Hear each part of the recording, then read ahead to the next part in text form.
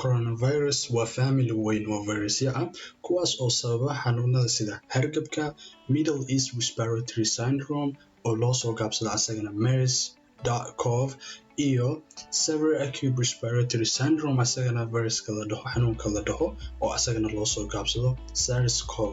So coronavirus disease oo asaga loo soo gaabsaday COVID-19 waa strain cusub oo ka mid ah coronaviruska oo la discover gareeyay 2019kii aan horena loogu arag bini'aadamka. Coronaviruskan waa zoonotic ay macnaheedu tahay waa mid isaga gudba bini'aadamka iyo xayawaanka.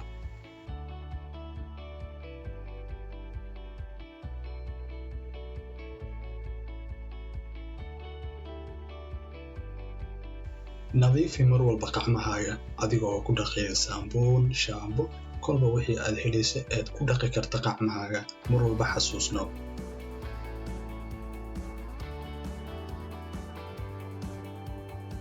haddii ay qufac ama hindhiso ku qabato fadlan ha isticmaalin gacmahaaga. xasuusno in aad gacantaada laabkeeda jiqilka aad ku hindhisto ama aad ku qufacdo. haddii aad tissue helayso cad oo horey loo isticmaalin cusubna fadlan isaga isticmaal oo nadiifa asaga isticmaal markii aad ka dhamaato ha iloobin in aad ku rido meel qashina oo loogu talagalay fadlan meel cidla ha ku tuurin.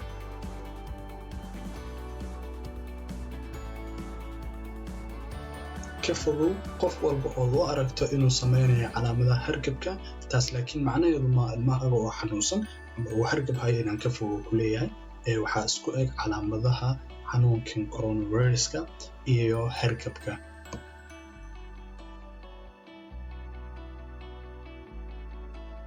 haddii aad aragto calaamado hargabka sidooda oo kale laakiin waxoogaa kusoo kordhinaya fadlan ood iska shakido la xiriir xarunta caafimaadkii kugu dhow adiga.